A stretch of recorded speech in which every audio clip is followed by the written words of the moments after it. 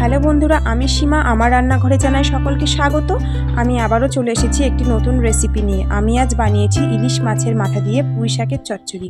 আর এই রেসিপিটি আমি কিভাবে খুব সহজ পদ্ধতিতে বানিয়েছি সেটাই আজ আপনাদের সঙ্গে শেয়ার করে নেব।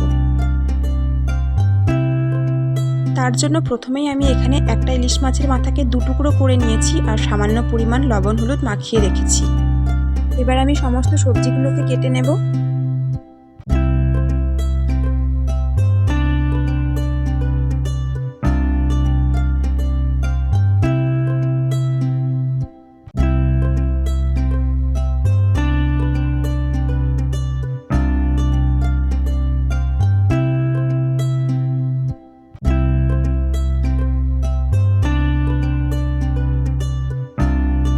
সমস্ত সবজি আমার কাটা হয়ে গেছে। এবার আমি সবজিগুলোকে ভালো করে ধুয়ে নেব।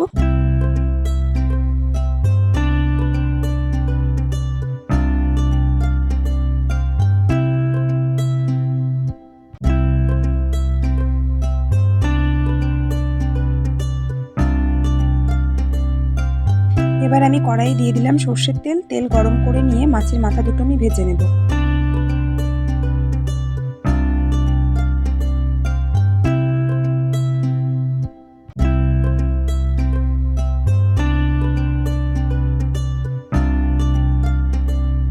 মাছের মাথা ভেজে তুলে নিয়েছি। এবার ওই তেলের মধ্যে আমি দিয়ে দেবো 5 ফোড়ন, চেরা কাঁচা লঙ্কা আর শুকনো লঙ্কা।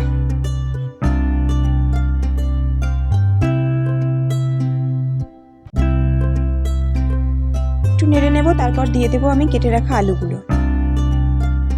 আলুগুলো হালকা ভেজে নেওয়া হয়ে গেলেই দিয়ে দেবো কেটে রাখা কুমড়োগুলো।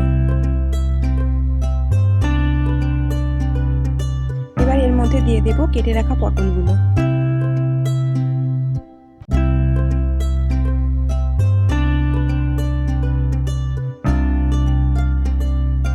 সমস্ত সবজিগুলো বেশ কিছুক্ষণ ভালো করে ভেজে নেব।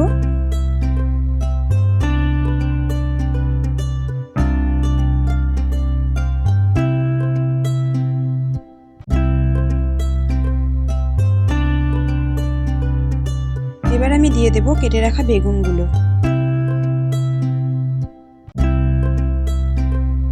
এবার দিয়ে দেব পরিমাণ মতন হলুদ, পরিমাণ মতন লবণ।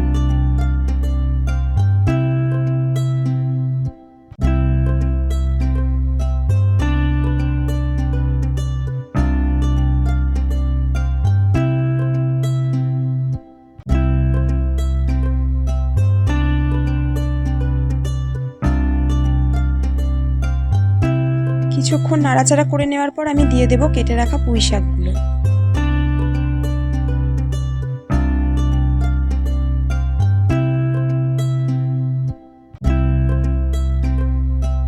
বেশ কিছুক্ষণ নেড়েচেড়ে নেওয়ার পর দিয়ে দেব ভেজে রাখা ইলিশ মাছের মাথাগুলো। তারপর ঢাকা দিয়ে 5 মিনিট মতন আমি রেখে দেব। 5 মিনিট হয়ে গেছে, ঢাকা খুলে নিয়েছি। এবার আমি দিয়ে দেব হাফ চামচ জিরে গুঁড়ো। দিয়ে ভালো করে মিশিয়ে নিয়ে গ্যাসের আঁচ একদম লোতে রেখে আবারও ঢাকা দিয়ে কিছুক্ষণের জন্য রেখে দেব।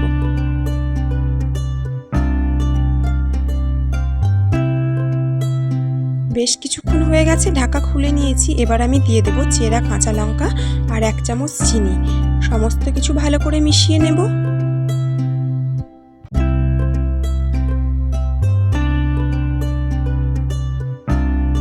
মাথাগুলোকে খুন্তির সাহায্যে একটু ভেঙে ভেঙে নেব।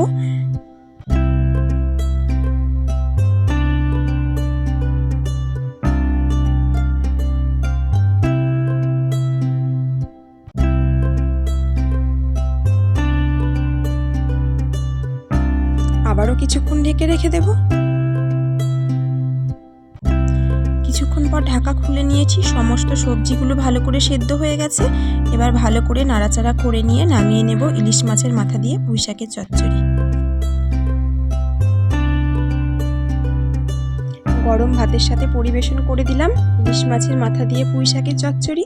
এই রেসিপিটি যদি আপনাদের ভালো লেগে থাকে লাইক, কমেন্ট আর আমার চ্যানেলটিকে অবশ্যই সাবস্ক্রাইব করতে ভুলবেন না।